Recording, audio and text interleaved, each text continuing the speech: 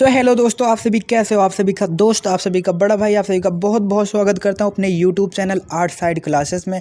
सो दोस्तों, आज हम इस वीडियो में नागरिकता संशोधन अधिनियम 2019 को पढ़ेंगे।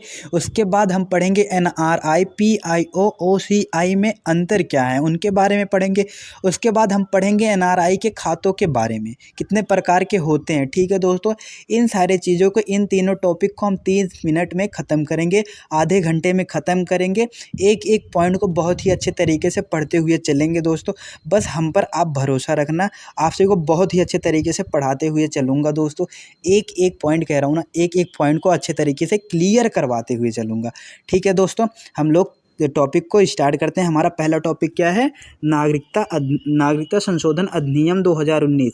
नागरिकता संशोधन अधिनियम 2019 को पढ़ने के लिए हम सभी को क्या करना पड़ेगा दोस्तों? नागरिकता संशोधन अधिनियम 2019 को पढ़ने के लिए हम सभी को क्या करना पड़ेगा? इन सारे पॉइंट को हमको अच्छी तरीके से पढ़ना होगा। इन सभी पॉइंट को हमको अच्छी तरीके से समझना होगा नागरिकता संशोधन अधिनियम 2019 को समझने के लिए। क्या दोस्तों, हमने क्या कहा आप सभी को? नागरिकता संशोधन अधिनियम 2019 को समझने के लिए इन सारे पॉइंट को हमको अच्छी तरीके से समझना होगा। एक एक करके हम सारे पॉइंट को समझते हुए चलेंगे। आप सभी को डाउट में नहीं रहना है, इसीलिए मैं आप सभी को एक एक पॉइंट अच्छे तरीके से क्लियर करवाते हुए चलूँगा, ताकि आप सभी को कोई डाउट ना हो किसी भी पॉइंट में। तो पहला पॉइंट क्या कहता है दोस्तों? अल्पसंख्यक लोगों को नागरिकता देने की बात करता है। अल्पसंख्यक लोगों को नागरिकता देने की बात करता है। ये पहला पॉइंट आप सभी को समझ में आ गया।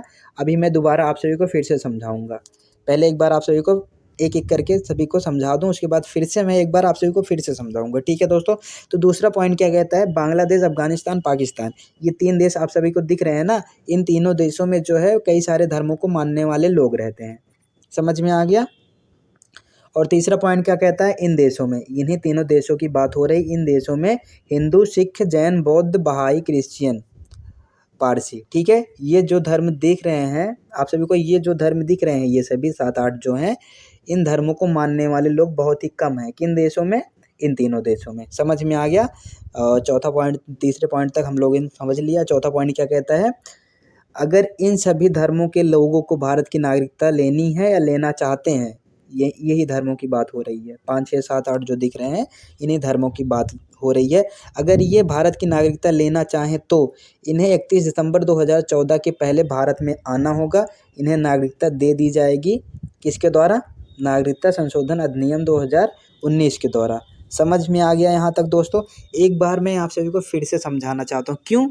आप सभी को समझ में नहीं आया होगा, क्योंकि मुझे पता है कैसे समझ में आता है। तो पहला पॉइंट क्या कहता है, आप सभी को अब अच्छे तरीके से समझा रहा हूँ, ताकि आप सभी को अच्छे तरीके से समझ में आ जाए। तो पहला पॉइंट यह कहता है दोस्तों, अल्पसंख्यक लोगों को नागरिकता देने की बात करता है।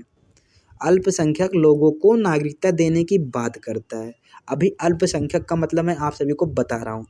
ये पहला पॉइंट आप सभी को क्लियर हो गया। ठीक है, ये जो 3 आप सभी को दिख रहे हैं, बांग्लादेश, अफगानिस्तान, पाकिस्तान, इन तीनों देशों में कई सारे धर्मों को मानने वाले लोग रहते हैं। अब इसमें कुछ बहुसंख्यक, कुछ अल्पसंख्यक होते हैं। अब आप सभी को अल्पसंख्यक का मतलब बता रहा हूँ दोस्तों।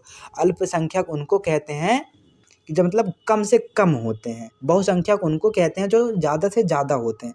जैसे इन तीनों देशों में बहुत लोग बहुसंख्यक होते हैं, यानी कि बहुत लोग धर्मों, मतलब बहुत सारे धर्मों को मानने वाले लोग बहुत सारे होते हैं। बहुत सारे धर्मों को मानने वाले बहुत ही कम होते हैं। जैसा कि अल्पसंख्यक की बात की गई है, बहुसंख्यक की बात नहीं की गई है दोस्तों।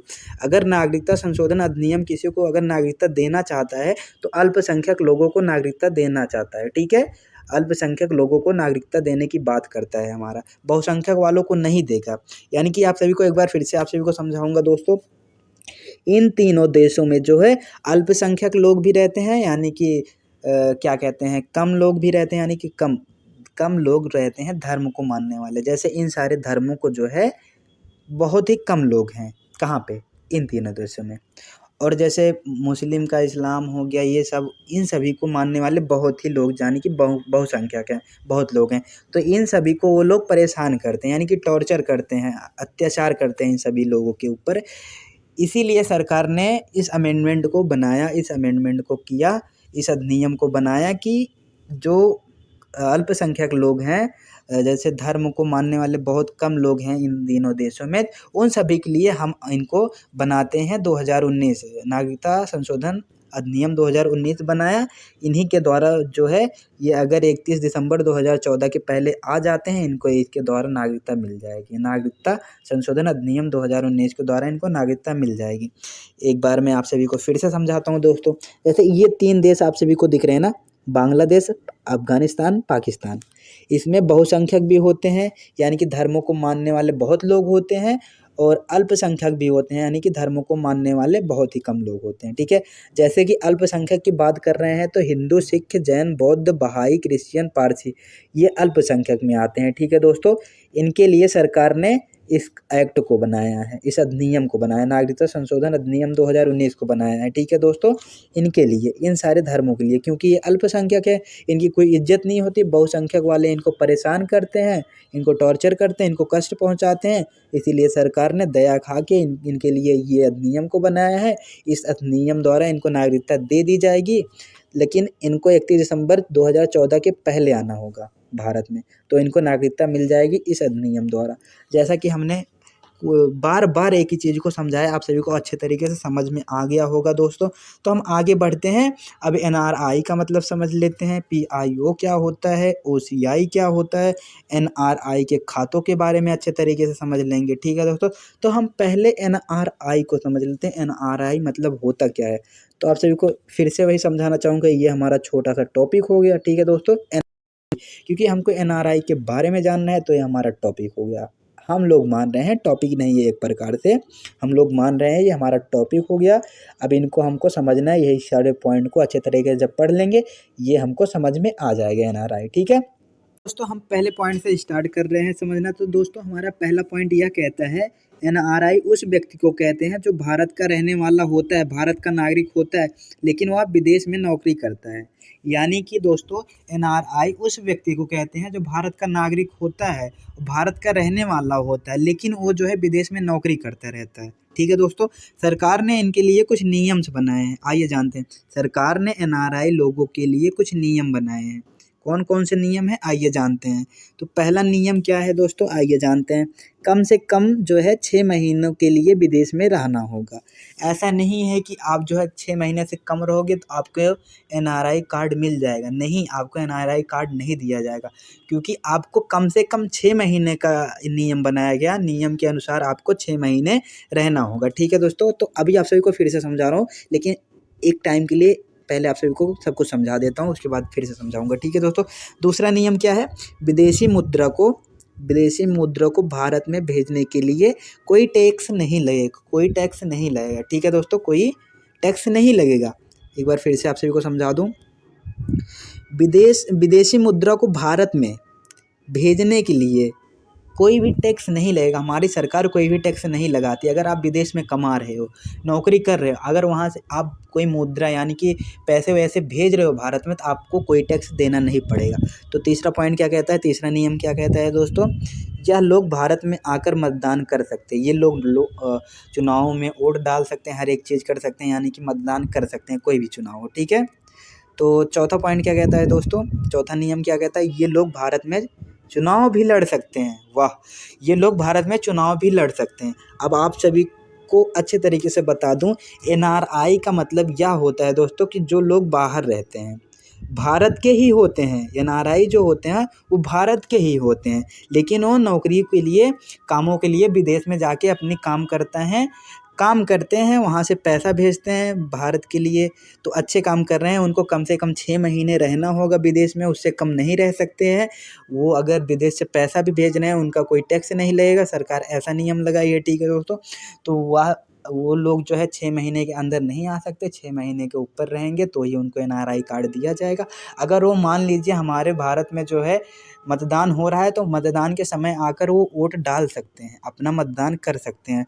ये लोग जो है चुनाव भी लड़ सकते हैं। तो एक बार आप सभी को फिर से समझाना चाहूँगा दोस्तों, ये जो एनआरआई है ना, एनआरआई, ठीक है, एनआरआई उस व्यक्ति को कहते हैं, एनआरआई उस व्यक्ति को कहते हैं जो भारत का रहने वाला होता है, लेकिन वह विदेश में नौकरी करता रहता है। भाई उसको काम अगर इंडिया में नहीं मिलेगा, उसको सुइटेबल लग रहा है विदेश में, तो विदेश में जाके अपने काम को करेगा।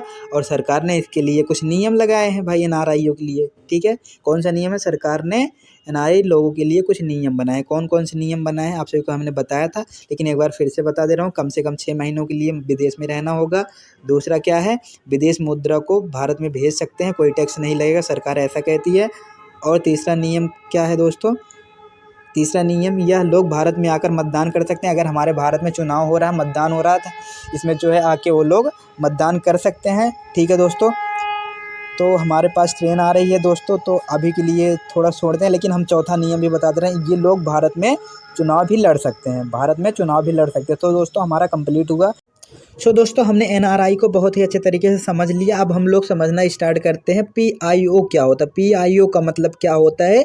पीआईओ को समझने के लिए हमको इन सारे पॉइंट को अच्छे तरीके से समझना होगा, ठीक है दोस्तों। इन सारे पॉइंट को हमको समझना होगा अच्छे तरीके से, इनको समझने के लिए, पीआईओ को समझने के लिए। तो एक एक पॉइंट को अच्छे तरीके से समझेंगे तो ही हमको पीआईओ का मतलब समझ में आएगा, ठीक है दोस्तों। तो हम पहले पॉइंट से स्टार्ट करते हैं। ध्यान से देखना, ध्यान से सुनना, जो मैं बोल रहा हूँ, जो मैं समझाऊंगा, ठीक है दोस्तों। पहला पॉइंट क्या कहता है? पीआईओ उस व्यक्ति को कहते हैं जिसके परिवार वालों में से कोई एक भारत का नागरिक रहा हो और वह व्यक्ति विदेश का नागरिक होता है। वह व्यक्ति विदेश का नागरिक हो, लेकिन उसके फैमिली वाले कभी भी उसके फैमिली वाले में से कोई एक सदस्य अगर भारत का रहा हो, तो उसे हम पीआईओ कहेंगे, पीआईओ कहलाता है, ठीक है दोस्तों। तो मैं आप सभी को समझाने के चक्कर में मैं खुद भूल जाता हूँ, मैं आप सभी को समझा क्या रहा हूँ। तो पहला पॉइंट क्या कहता है दोस्तों? पीआईओ उस व्यक्ति को कहते हैं जिसके परिवार वालों में से कोई एक भारत का नागरिक रहा हो। मर गया है, जी रहा है, उससे कोई मतलब नहीं, लेकिन भारत का नागरिक रहा हो, ठीक है। और वह व्यक्ति जो है विदेश का नागरिक हो, उससे कोई मतलब नहीं है। लेकिन अगर उसके फैमिली वालों में से, उसके परिवार वालों में से एक सदस्य अगर भारत का रहा हो और वह व्यक्ति विदेश का नागरिक है, तो उसे हम क्या कहेंगे दोस्तों? उस जैसे व्यक्ति को क्या कहेंगे? पीआईओ, ठीक है। समझ में आ गया? अब ऐसे इन जैसे व्यक्ति को अच्छे तरीके से ट्रीट करने के लिए, अच्छे व्यवहार करने के लिए इनको एक कार्ड दिया जाता है। ये कार्ड पीआईओ कार्ड दिया जाता है, ठीक है। पीआईओ व्यक्ति को पीआईओ कार्ड दिया जाता है, इनको जिससे स्पेशल ट्रीट किया जा सके हमारे भारत में, क्योंकि इनके मम्मी पापा या फिर इनके फैमिली का कोई सदस्य हमारे भारत का रहा है, इसीलिए इनको स्पेशल ट्रीट दिया जाता है। तो दूसरा पॉइंट क्या कहता है दोस्तों? इनको विशेष व्यवहार के लिए पीआईओ कार्ड दिया जाता है, यानी कि इनको अच्छे व्यवहार देने के लिए पीआईओ कार्ड दिया जाता है। देखिए अगर ये बिना पीआईओ कार्ड के आएंगे, तो हमारे यहाँ के जो पासपोर्ट वीज़ा चेक करते हैं, जो कार्ड को चेक करने वाले फैमिली होते हैं, जो चेक करने वाले अधिकारी होते हैं, मान लीजिए दोस्तों, तो अगर इनको पीआईओ कार्ड मिल जाता है, तो जो है इनको अच्छे तरीके से ट्रीट किया जाएगा। अगर इनके पास जो है पीआईओ कार्ड नहीं है, तो इनको अच्छे तरीके से ट्रीट नहीं किया जाएगा। समझ में आ गया दूसरा पॉइंट क्या कह रहा है? ओके, तो तीसरा पॉइंट क्या कहता है दोस्तों? भारत में हर जिले में एक ऑफिस होती है। कौन सी ऑफिस होती है? विदेश क्षेत्रीय पंजीकरण कार्यालय। इसको इंग्लिश में जो है शॉर्ट में FRRO कहते हैं। इसका फुल फॉर्म आप सभी देख लेना, ठीक है दोस्तों। ये ऑफिस उन लोगों की 6 महीने में एक बार जांच करता है। किन लोगों की? जो पीआईओ कहलाते हैं, ठीक है दोस्तों, जो पीआईओ कहलाते हैं। आप सभी को मैंने समझाया, फिर नहीं समझाना चाहूँगा, नहीं तो मैं भूल जाता हूँ आप सभी को क्या समझा रहा हूँ, ठीक है। तो भारत में हर जिले में एक ऑफिस होती है जिसका नाम क्या है? विदेश क्षेत्रीय पंजीकरण कार्यालय। इसको इंग्लिश में शॉर्ट फॉर्म में क्या कहते हैं? FRRO। इसका मतलब आप जान लेना। ये ऑफिस जो है उन लोगों की जांच करता है 6 महीने में एक बार, ठीक है। समझ में आ गया? अभी एक बार फिर से समझाऊंगा, मुझे पता है आप सभी को समझ में नहीं आया होगा। तो जो पीआईओ होते हैं वो चुनाव में मतदान नहीं कर सकते, क्योंकि वो भारत के नागरिक नहीं होते हैं। केवल भारत के नागरिकों को ही अधिकार प्राप्त है मतदान करने का, ठीक है। ये सरकारी नौकरी नहीं कर सकते। क्या? सरकारी नौकरी नहीं कर सकते। और पीआईओ कार्ड जो है वो सरकार ने 2015 में ख़त्म कर दिया, बंद कर दिया, ठीक है दोस्तों। तो एक बार आप सभी को मैं फिर से समझाना चाहूँगा दोस्तों। तो पीआईओ को समझने से पहले हम सभी को इन सारे पॉइंट को अच्छे तरीके से समझना होगा। इन सारे पॉइंट को अच्छे तरीके से समझना होगा, तो ही हमको ये अच्छे तरीके से समझ में आएगा पीआईओ क्या होता है। तो पहले पॉइंट से हम लोग स्टार्ट करते हैं। पीआईओ उस व्यक्ति को कहते हैं जिसके परिवार वाले भारत के नागरिक रहे हों, कभी भी मर गए हों या फिर हैं, लेकिन कभी भी भारत के नागरिक रहने चाहिए। परिवार में से कोई भी व्यक्ति अगर उनके भारत का नागरिक रहा है तो वो PIO कहलाएंगे। वो व्यक्ति चाहे भारत का हो या फिर नागरिक विदेश का हो।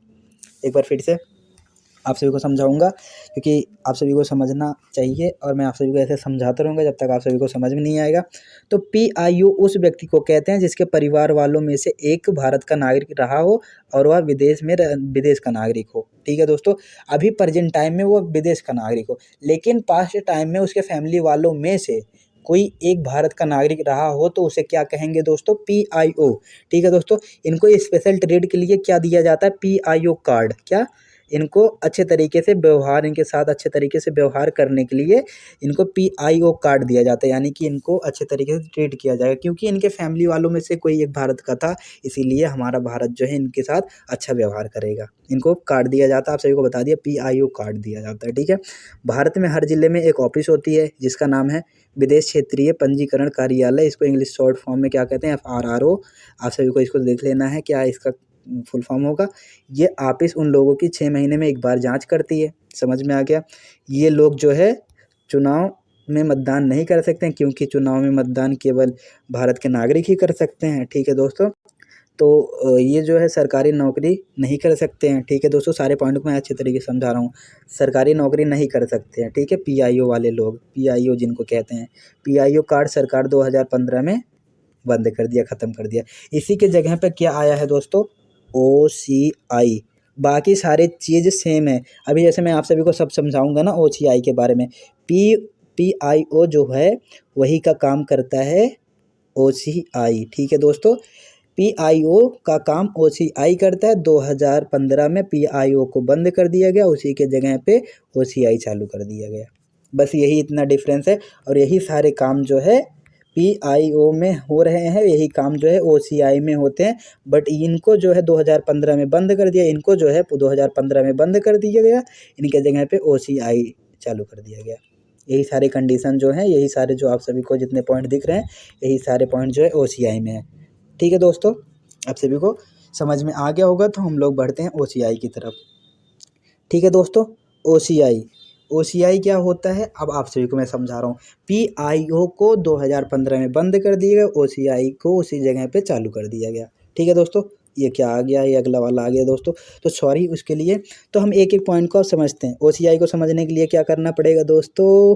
तो इन सारे पॉइंट को हमको अच्छे तरीके से समझना पड़ेगा। इसको समझने के लिए तो एक एक पॉइंट को स्टार्ट करते हैं समझना। OCI उस व्यक्ति को कहते हैं जिसके परिवार वालों में से एक भारत का नागरिक रहा हो, वह विदेश में रहता हो। सेम कंडीशन मैंने पीछे बताई, PIO OCI। बस क्या हुआ दोस्तों कि 2015 में PIO को बंद कर दिया गया, उसी जगह पे OCI को डाल दिया गया। मैं आप सभी को कन्फ्यूज नहीं करना चाहता, इसीलिए दोनों को अच्छे तरीके से बता रहा हूँ जिससे आप कन्फ्यूज ना हो। तो सेम कंडीशन वही मैंने पीछे आप सभी को बार बार एक ही चीज़ों को समझाया, फिर नहीं समझाऊंगा।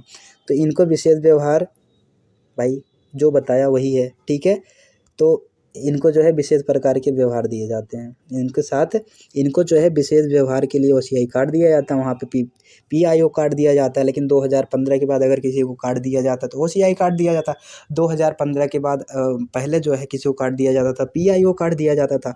तो 2015 के बाद जो है OCI कार्ड चल गया, 2015 में बंद कर दिया गया, 2015 के बाद जो है बंद कर दिया गया PIO कार्ड को। ठीक है, तो बताया ना, चुनाव में मतदान नहीं कर सकते थे, ये लोग भी नहीं कर सकते, क्योंकि 2015 में उसको बंद किया गया, उसी के जगह पे OCI को चालू किया गया है। ठीक है दोस्तों, जैसा कि सरकारी नौकरी भी नहीं कर सकते, सेम कंडीशन है, उसको बंद कर दिया गया, इसको चालू कर दिया गया।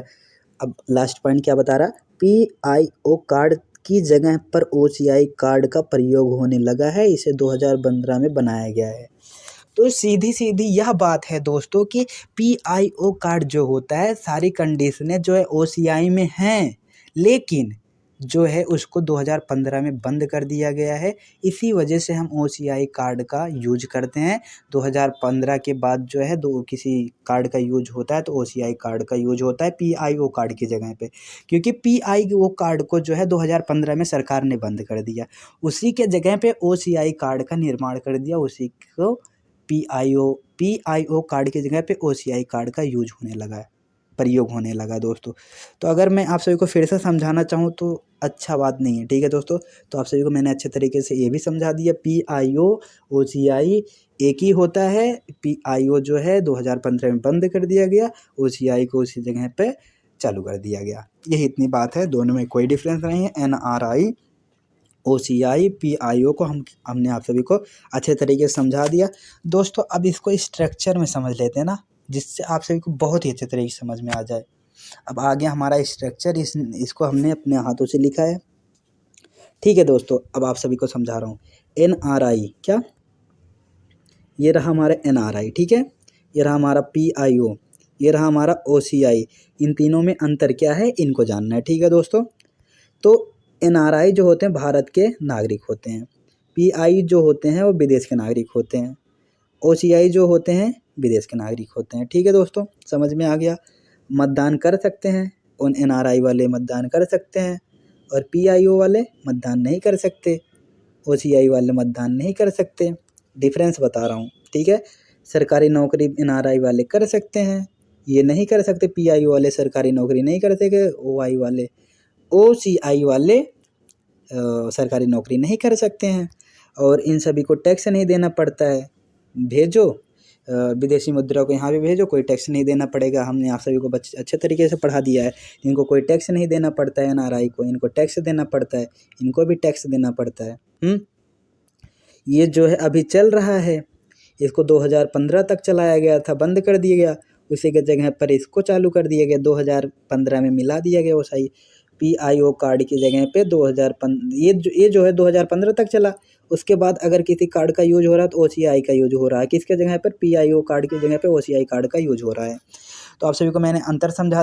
NRI के खातों के बारे में पढ़ लेते हैं, क्या, NRI के खातों के बारे में। ठीक है दोस्तों, NRI के खातों के बारे में जानना है तो हमको तीनों को समझना होगा। ठीक है दोस्तों, तीनों को समझना होगा। NRI के खातों के बारे में जानने के लिए, NRI के खातों के प्रकार जानने के लिए हमको इन तीनों को समझना होगा। ठीक है दोस्तों, तो स्टार्ट करते हैं। तो पहला क्या कह रहा है दोस्तों, सबसे पहले आप सभी को मैं बता दूं दोस्तों कि NRI 3 प्रकार के होते हैं। NRI के खाते जो होते हैं वो 3 प्रकार के होते हैं। कौन कौन से, पहला आइए देखते हैं। तो NRE, ठीक है। NRI के कितने प्रकार के खाते होते हैं, 3 प्रकार के। पहला कौन सा है, NRE। इसको क्या कहते हैं इंग्लिश में दोस्तों, नॉन रेसिडेंट एक्सटर्नल अकाउंट। इसको हिंदी में क्या कहते हैं, अनिवासी बाहरी खाता। ठीक है दोस्तों, समझ में आ गया। अब आइए देखते हैं दूसरा खाता कौन सा है। 3 प्रकार के हमने बताया है, तो पहला प्रकार आप सभी को बता दिया, दूसरा प्रकार को पढ़ने चल रहे हैं। NRO, ठीक है दोस्तों, नॉन रेसिडेंस ऑर्डिनरी अकाउंट। इसको हिंदी में क्या कहते हैं, अनिवासी साधारण खाता। समझ में आ गया। तो तीसरा क्या है दोस्तों, तीसरा हमने पहला प्रकार बता दिया, दूसरा प्रकार बता दिया, तीसरा प्रकार क्या है दोस्तों, NRI के खातों के प्रकारों में से पहला प्रकार आप सभी को बता दिया, ये हो गया। दूसरा प्रकार ये भी बता दिया, तीसरा प्रकार आइए जानते हैं। ठीक है दोस्तों, मैं कह रहा हूँ ना अच्छे तरीके से पढ़ाऊंगा। तो तीसरा प्रकार FCNR, आप सभी को FCNR, इसका फुल फॉर्म क्या होता है, इंग्लिश में क्या कहते हैं, foreign currency non residence account. ठीक है दोस्तों, इसको हिंदी में क्या कहते हैं, विदेशी मुद्रा अविनाशी खाता, अनिवासी खाता। ठीक है दोस्तों, सॉरी अनिवासी खाता। तो हमारे माइंड में बहुत सारे टॉपिक्स चलते रहते हैं, तो मैं भूल जाता हूँ कभी कभी। ठीक है दोस्तों, आप सभी को मैंने बता दिया, एक बार फिर आप सभी को बताऊंगा। NRI के कितने मतलब NRI के कितने खाते होते हैं, कितने प्रकार के खाते होते हैं NRI के। तो पहला आप सभी को बता दिया, NRE, NRO, FCNR। ठीक है, समझ में आ गया दोस्तों। तो स्टार्ट करते हैं हम एक एक को अच्छे तरीके से समझना। इनको भी हम स्ट्रक्चर वे में समझेंगे। ठीक है दोस्तों, पहले हम आप सभी को समझा दें इसके बारे में एक एक करके, NRE को, NRO को, FCNR को। ठीक है, इनको समझा दें, उसके बाद हम इसको स्ट्रक्चर में समझ लेंगे। ठीक है दोस्तों, कोई दिक्कत नहीं है ना, कोई टेंशन नहीं है। तो पहला पॉइंट क्या कहता है दोस्तों, आप सभी को फिर वही एक डायलॉग दूंगा कि इसको समझने के लिए, NRE को समझने के लिए हमको इन सारे पॉइंट को अच्छे तरीके से पढ़ना होगा। इन सारे पॉइंट को पढ़ेंगे तभी हम NRE के बारे में समझेंगे। ठीक है दोस्तों, तो हम पहले पॉइंट से स्टार्ट करते हैं। भारत का कोई भी व्यक्ति अगर विदेश में साधारण कर्मचारी है, ठीक है, साधारण कर्मचारी है, तो सरकार ने विदेशी मुद्रा को भारत में भेजने के लिए NRE खातों को बनाया है। सीधी सी बात है दोस्तों, आप सभी को समझ में क्यों नहीं आती मुझे नहीं पता है, तो मैं फिर से समझा रहा हूँ। भारत का कोई भी व्यक्ति अगर विदेश में साधारण कर्मचारी है, मान लीजिए भारत का कोई भी व्यक्ति है, विदेश में जाकर कोई भी काम कर रहा है, साधारण सा काम कर रहा है, उससे पैसे मिलेंगे उसको, ठीक है। तो सरकार जो है उनको पैसे को भेजने के लिए भारत में किसको बनाया है, एनआरई खाते को, एनआरई खाते को बनाया है। समझ में आ गया। अब आइए जानते हैं छोटे छोटे पॉइंट को अच्छे तरीके से। सरकार ने कुछ नियम बनाए हैं कि कैसे कैसे टैक्स लिया जाएगा, क्या क्या किया जाएगा, आइए जानते हैं, ठीक है दोस्तों। तो विदेशी मुद्रा को भारत में भेज सकते हैं, क्या, विदेशी मुद्रा को भारत में भेज सकते हैं, ठीक है दोस्तों, आप सभी को समझ में आ गया। विदेशी मुद्रा को भारत में भेज सकते हैं एनआरई के लोग, ठीक है, जो भारत के बाहर जाके विदेशों में काम कर रहे हैं। सरकार ने उन्हें पैसे भेजने के लिए खाते को बनाया है, एनआरई खाते को। उसमें पहला क्या कह रहा है कि विदेशी मुद्रा को भारत में भेज सकते हैं, ठीक है दोस्तों। भारतीय मुद्रा को विदेश में नहीं भेज सकते हैं, ठीक है, इसका अपोजिट। तीसरा क्या कह रहा, सरकार इन लोगों से टैक्स नहीं लेती है क्योंकि ये लोग विदेश की मुद्रा को भारत में भेजते हैं। अब सीधी सी बात एक बार आप सभी को मैं फिर से समझाना चाहूँगा दोस्तों, क्योंकि मुझे बार बार समझाने की इसलिए आदत है ताकि आप सभी को समझ में आए। तो पहला पॉइंट क्या है दोस्तों, एनआरई का, ठीक है। तो भारत में देखिए, भारत का कोई भी व्यक्ति अगर विदेश में साधारण कर्मचारी है, साधारण कर्मचारी है, कोई भी कर्मचारी है, पैसा कमाएगा ना दोस्तों, तो पैसा कमाएगा तो सरकार ने उसके लिए विदेश मुद्रा को भेजने के लिए एक खाते का उच्चारण किया है, खाते को बनाया है, ठीक है दोस्तों। एक बार फिर से, ओ सॉरी, ओके, तो स्टार्ट करते हैं दोस्तों, ठीक है। पहला पॉइंट क्या कहता है, भारत का कोई भी व्यक्ति अगर विदेश में साधारण कर्मचारी है, हाँ, सरकार ने विदेशी मुद्रा को भारत में भेजने के लिए एनआरई खाते को बनाया है। यानी कि दोस्तों भारत का कोई भी व्यक्ति अगर विदेश में साधारण कर्मचारी है, कोई भी कर्मचारी है, काम कर रहा है, उसको पैसे मिल रहे हैं, तो उसको भारत में भेजने के लिए एनआरई खाते को बनाया गया, किसके द्वारा, सरकार द्वारा। समझ में आ गया, सरकार द्वारा एनआरई खाते को बनाया गया है, सरकार द्वारा जो है एनआरई खाते को बनाया है। भारत के व्यक्ति जो है बाहर भी काम करते हैं, विदेशों में काम करते हैं, उनको उनके पैसे को भेजने के लिए सरकार द्वारा एनआरई खाते को बनाया गया है। समझ में आ गया। अब जैसे कि विदेश के लोग, जैसे अब विदेश भारत में भेज सकते हैं, भारतीय मुद्रा विदेश में नहीं भेज सकते हैं। सरकार इन लोगों को टैक्स नहीं लेती क्योंकि ये विदेशी मुद्रा को भारत में भेजते हैं, ठीक है दोस्तों, सरकार का फ़ायदा हो रहा है इसीलिए टैक्स नहीं लेती है। तो अब एनआरओ, इसका सीधा सीधा उल्टा होगा दोस्तों, सीधा सीधा उल्टा होगा, सीधा एकदम उल्टा होगा। लेकिन अभी के लिए क्या आ गया हमारा, ओके सॉरी, तो पहले हम एनआरओ समझ लेते हैं, उसके बाद हम एफसीएनआर समझ लेंगे, ठीक है, एफसीएनआर, ठीक है, मैं समझाऊंगा एक एक करके, सारी चीज़ों को समझाऊंगा। तो एनआरई का उल्टा एनआरओ, समझ में आ गया, ठीक है दोस्तों। तो आइए स्टार्ट करते हैं। पहला पॉइंट क्या कहता है, भारत का कोई भी व्यक्ति अगर विदेश में साधारण कर्मचारी है, वही बात की गई है, अगर भारत का कोई भी व्यक्ति विदेश में काम कर रहा है तो पैसे कमाएगा, ठीक है दोस्तों। तो उनके लिए भी अकाउंट बनाया गया है, मतलब वो भेज भी सकते हैं और मांग भी सकते हैं। तो उसमें सिर्फ एनआरई में जो था दोस्तों कि वो सिर्फ भारत में आ सकता है, विदेशी मुद्रा को भारत में आ सकता है। अगर मान लीजिए किसी को दवाई सुई उन लोग की परेशानी हो गई तो उन लोग को पैसा भारत से मंगाने की आवश्यकता पड़ सकती है ना, उनके लिए दूसरा अकाउंट जो बनाया गया वो एनआरओ बनाया गया। तो अगर किसी को आवश्यकता पड़ती है, विदेश में कोई व्यक्ति रह रहा है किसी भी फैमिली का, उसके फैमिली वालों को अगर पैसा भेजना पड़ जाता है, उनके फैमिली का कोई मेंबर विदेश में परेशान है तो इनको भारत से पैसा भेजना पड़ जाएगा, किस अकाउंट का यूज करेगा, एनआरओ अकाउंट का। एनआरई सिर्फ आने के लिए है, एनआरओ भेजने के लिए भी है और मंगाने के लिए भी है। इस पर जो है दोस्तों टैक्स लगता है, क्या, इस पर टैक्स लगता है, यानी कि सरकार इसके लेन देन के लिए टैक्स लगाती है। आप भेजो या मांगो, बात यह है, एक ही है, तो टैक्स लेती है सरकार। भारतीय मुद्रा को विदेश में भेज सकते हो, विदेशी मुद्रा को भारत में भेज सकते हो, ठीक है दोस्तों। विदेश की मुद्रा को भारत में भेज सकते हो, भारत की मुद्रा को विदेश में भेज सकते हो, आदान प्रदान कर सकते हो, लेन देन कर सकते हो। एक बार मैं आप सभी को फिर से समझाऊंगा एनआरओ क्या होता है। एनआरओ, ठीक है दोस्तों, एनआरओ का पहला पॉइंट क्या है, भारत का कोई भी व्यक्ति अगर विदेश में साधारण कर्मचारी है, पैसा कमाएगा। अब भारत में गया भाई विदेश में तो पैसे ही कमाने के लिए गया होगा, पैसे जो कमाएगा उसको घर पे भेजेगा। मान लीजिए बाई चांस वो परेशान हो जा रहा है, उसे अगर आवश्यकता पड़ती है कि घर से मुझे पैसा चाहिए तो घर से भी पैसा दिया जा सकता है, घर से भी पैसा जा सकता है विदेश में, विदेश से घर पे भी पैसा आ सकता है। तो इस जैसी कंडीशन को मतलब यहाँ से भेजने के लिए अगर किसी खाते का यूज करना पड़ेगा, भारत से विदेश को पैसा भेजने के लिए अगर किसी खाते का यूज किया जाएगा तो इस खाते का यूज किया जाएगा। अगर हाँ दोस्तों, मतलब इस खाते का यूज किया जाएगा भारत से पैसा भेजने के लिए, और विदेश से भी पैसा भारत में भेजा जा सकता है, लेकिन इस पर सरकार टैक्स लेगी। एनआरई में क्या था दोस्तों कि जो है विदेश में कोई व्यक्ति रह रहा है, वहाँ से कमाएगा, यहाँ पे भेजेगा, लेकिन वो यहाँ से नहीं मांग सकता, भारत से विदेश में नहीं जा सकता, हमारी भारतीय मुद्रा विदेश में नहीं जा सकती। इसमें क्या है, भारतीय मुद्रा भी विदेश में जा सकती है और विदेश की मुद्रा भी भारत में आ सकती है।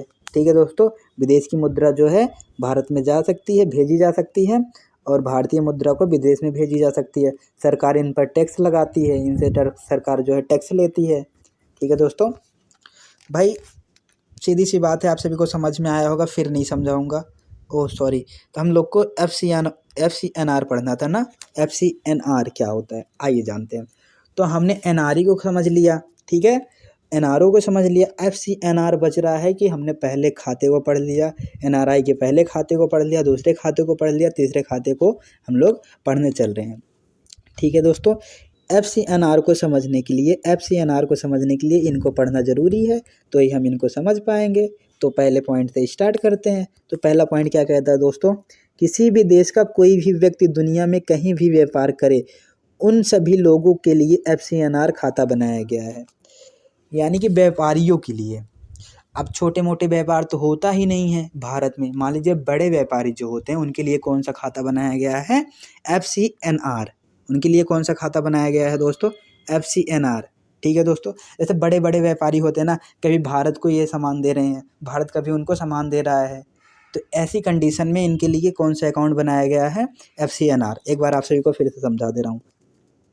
किसी भी देश का कोई भी व्यक्ति, यानी कि किसी भी देश का कोई भी व्यक्ति, प्रत्येक व्यक्ति नहीं, कोई भी व्यक्ति, हम हो गए, आप हो गए, कोई भी व्यक्ति, और किसी भी देश का, ठीक है, पूरे दुनिया में कहीं भी व्यापार करे, पूरे दुनिया की बात हो रही, पूरे वर्ल्ड में कहीं भी व्यापार करे, ठीक है दोस्तों, उन सभी लोगों के लिए कौन सा अकाउंट बनाया गया है, उन सभी लोगों के लिए कौन सा अकाउंट बनाया गया है, FCNR खाते को बनाया गया है, FCNR खाते को बनाया गया है। ठीक है दोस्तों, अब आप सभी को समझ में आ गया होगा। इसके 2 पॉइंट दिख रहे हैं, उनको समझना ज़रूरी है।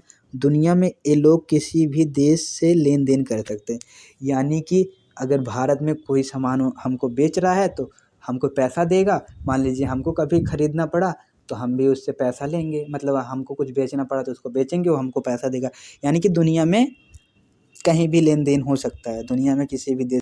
बातों को समझो, वैसे तो पॉइंट में एकदम क्लियरिटी में लिख उठा है कि हमको फिर समझाने की कोई आवश्यकता नहीं, लेकिन मैं फिर भी समझाता हूँ क्योंकि आप सभी को समझाने का मेरा फ़र्ज़ है। मैं समझाता रहूँगा जब तक आप सभी को समझ में नहीं आएगा दोस्तों, ठीक है। तो हमारा दूसरा पॉइंट क्या कहता है, सरकार इन लोगों से टैक्स लेती है, सरकार इन लोगों से टैक्स लेती है। अब आप सभी को अभी डिफरेंस क्रिएट करूँगा, इन तीनों में अंतर क्या क्या है, ठीक है दोस्तों।